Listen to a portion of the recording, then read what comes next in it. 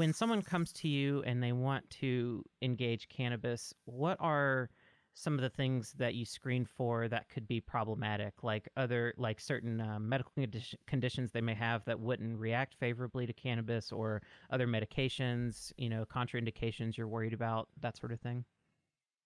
Yeah, so medications is a big thing because most of the patients that come to me are on a lot of meds, right? Yeah. Because you've already tried all these different things, and all your specialists have tried to throw the kitchen sink at you, so they might be on antidepressants for chronic pain, such as Cymbalta, for example, is something I see a lot. And, patients are trying to get off of a lot of these medications. So I don't recommend just going cold turkey and getting off of these medications because your body's biochemistry has changed. Your brain biochemistry has changed. So if you've been on benzos, antidepressants, if you've been on these pain medications, for your condition for a very long time, just haphazardly adding cannabinoid medicine or even other nutraceuticals, right? Other supplements can be a really dangerous thing. So I make sure that I look at the medication list, cross-reference it, and sometimes patients have to really wait, and I start to wean patients off with their specialist.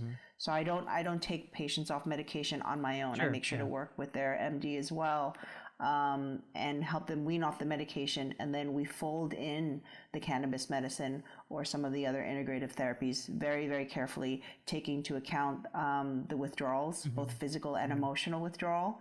And sometimes we have to compound the medications. So for instance, I'm trying to think of one that's actually really, Ambien is one. Let's see, we have to sometimes compound the medication so they're taking it. I mean, you can only break the tablet so much. Right. Yeah. Before it just goes to powder.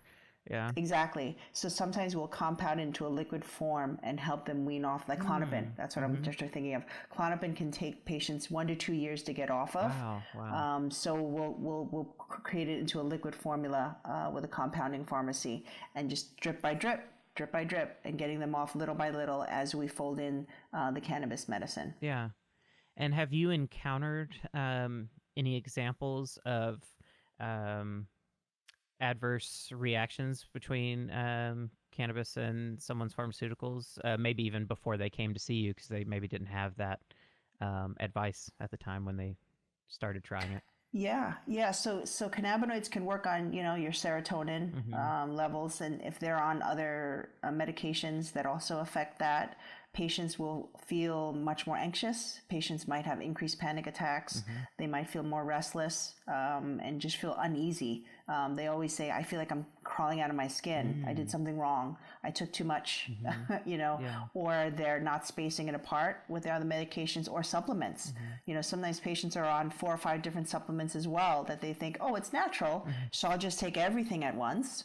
And that's not a good idea either. So we really try and break it down for patients so it's much more manageable and cost effective, because that's a big thing as well. As you know, the CBD and cannabis is very expensive. Nutraceuticals are expensive. Then they have their prescription medications on top of that. And then they want to do all these other therapies as well. So we look at everything from a practical perspective. Yeah, absolutely.